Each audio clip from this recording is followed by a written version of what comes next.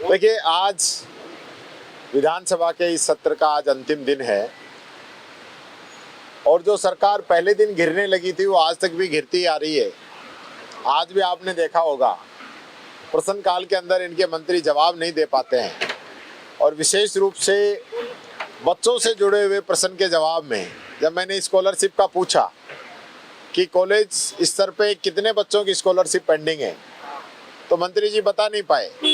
मैंने पूछा 24-25 और 23-24 दोनों ही सत्रों की SC ST OBC MBC SBC EWS की कितनी स्कॉलरशिप पेंडिंग है।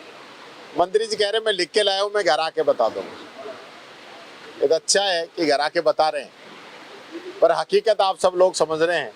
अगर आंकड़े होते तो मंत्री जी तुरंत बताते। यही सरकार की हालत है।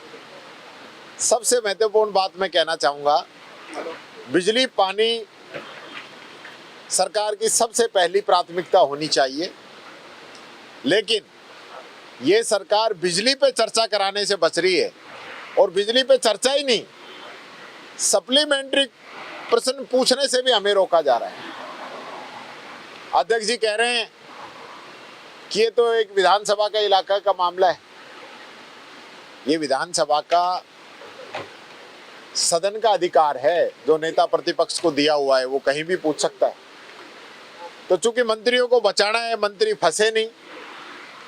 आज इन लोगों की क्या तैयारी है बिजली को लेकर, पीक आवर्स में क्या स्थिति रहेगी। बार बार हमारे समय पे सवाल उठाते हैं। अब तो 1.5 साल होने को आ गए इनको कि आप लोग महंगी बिजली खरीदते थे। 100 बातें कहते हैं, पर हमने चाहे महंगी बिजली खरीदी हो, जनता को अंधेरे में नहीं रखा। आज जो स्थिति इस सरकार में बन रही है, 24 घंटे का नाम लेने वाली सरकार 15-16 घंटे बिजली दे रही है।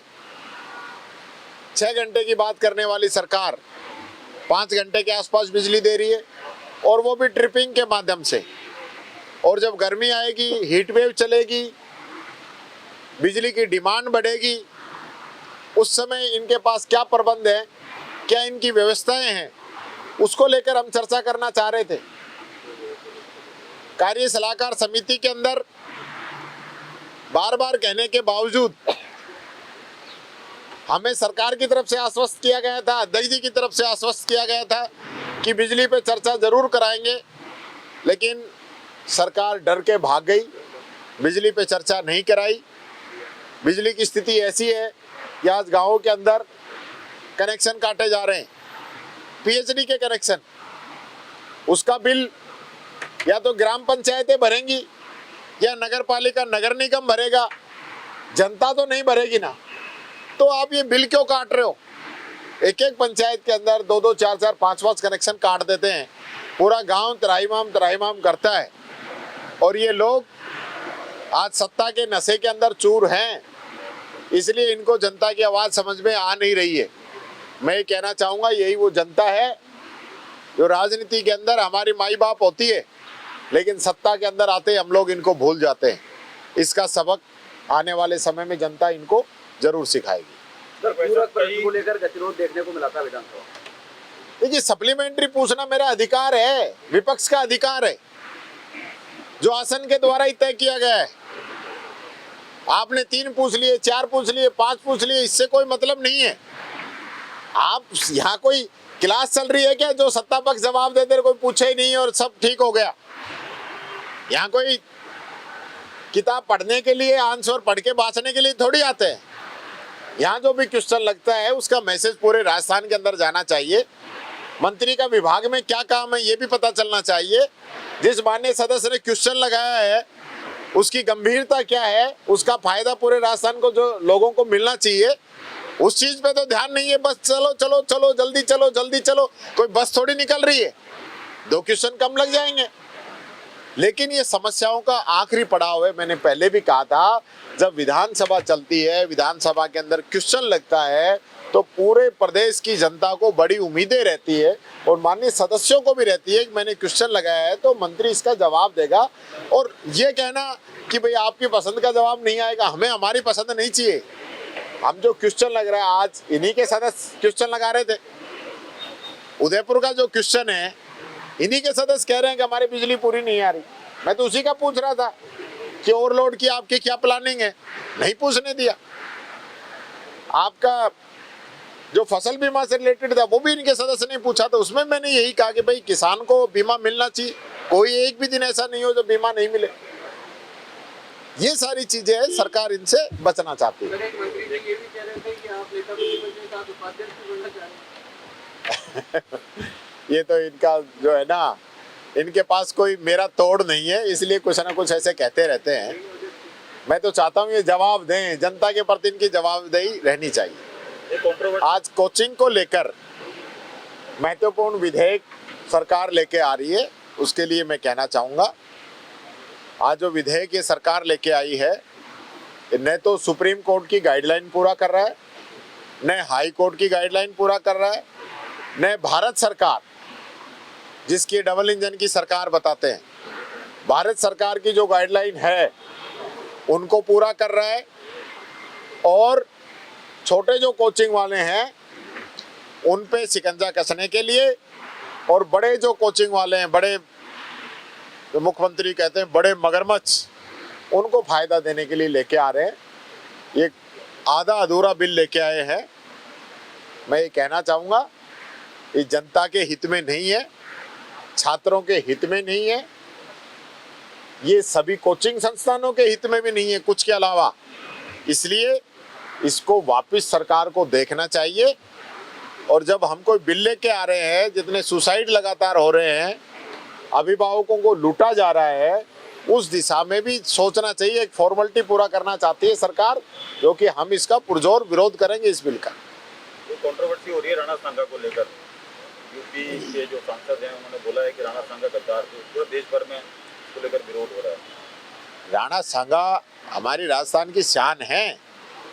उन्होंने जिस प्रकार से लड़ाइयाँ लड़ी, इतने घाव अपने शरीर पे रहते हुए भी वो लड़ाई लड़े, इसलिए कोई व्यक्ति क्या कहता है ये अलग बात है, लेकिन वो वीर हमारी धरती के लाल, और उन्होंने इस राजस्थान का, इस राजपुताने का नाम ऊंचा किया है। ये बात मैं कहना चाहूँगा।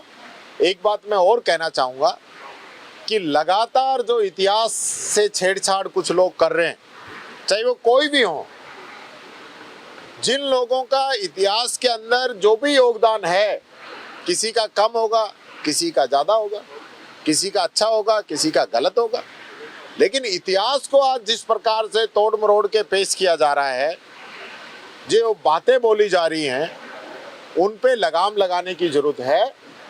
और ये हेट स्पीच जिस प्रकार से बीजेपी की, अभी आपने देखा होगा ना, जो एक्स का नया आया ग्रुप, वो ऐसी ऐसी पोल खोल रहा है बीजेपी की कि बीजेपी वाले छुपते घूम रहे हैं। अब उसको भी कह रहे होंगे कि भाई इसको भी कांग्रेस ने बनाया है, पर वो हकीकत है कि हेट स्पीच कौन दे रहा है, कौन अपने वादे पूरे नहीं कर रहा है। अब ये तो सबको ही पता है ना, मोदी जी ने कहा था किसान की आमदनी दुगुनी करूंगा, तो ग्रोक बताते तो इसमें गलती क्या है। इन्होंने कहा सबको पक्का मकान मिलेगा, 2 करोड़ युवाओं को रोजगार मिलेगा, जो जो वादे नहीं करने थे, महंगाई का, भ्रष्टाचार का, आतंकवाद का, गंगा मैया का, पता नहीं क्या क्या कहा था, चीन को लाल आंख दिखाने का, पर हकीकत क्या है। अब वो तो मशीन है, वो उसको तो डरा नहीं सकते, दबा नहीं सकते। तो इसलिए बीजेपी घबराई हुई है, बीजेपी की पोल खुलने लग गई है। 1.5 साल हो गया सरकार को, लेकिन कई जो महत्वपूर्ण जो बोर्ड हैं उनके बाद अभी भी खाली पड़े हैं, जैसे महिला आयोग तक्का पाती जो है खाली पड़ा हुआ है। ये क्या आपसी खींचतान है, क्या है? देखिए, सरकार को अभी होश ही नहीं है, अभी तो ये सत्ता के नशे में ही चल रहे हैं, इनको पता ही नहीं है हमें करना क्या है। ये अंदर देख तो रहे हो आप इनके मंत्रियों को क्या जवाब दे रहे हैं, यही नहीं पता हमें करना क्या है। कांग्रेस ने बोर्ड बना दी इसलिए नहीं भरेंगे, वाह भाई वाह, ये क्या बात होगी। कई ऐसी चीजें हैं जो वसुंधरा जी ने पालन आहार योजना शुरू की थी, और जिस दिन पालन आहार योजना शुरू की उसमें 3000 मेंबर थे, उसके लाभार्थी थे। हमारी सरकार ने उसको बढ़ा के 6.25 लाख पहुंचा दिया। स्कीम अच्छी थी, हमें आगे चलानी चाहिए। आज ये लोग सिर्फ इस नाम पे इंदिरा गांधी शहरी रोजगार गारंटी इन लोगों ने बंद कर दी, इंदिरा गांधी अन्नपूर्णा किट इन लोगों ने बंद कर दी, हमारे स्मार्टफोन योजना इन्होंने बंद कर दी। ऐसी कितनी योजनाएं 20 से 25 के बीच में योजनाएं हैं जो इन लोगों ने बंद कर दी, जिनका सिर्फ इसलिए कि ये कांग्रेस की योजनाएं। तो इसलिए ये सरकार की मंशा साफ नहीं है। अभी तो पता ही नहीं है करना क्या है। चिट्ठी पर्ची का इंतजार रहता है, दिल्ली से पर्ची आ जाएगी तो कल ही बोर्ड बना देंगे ये।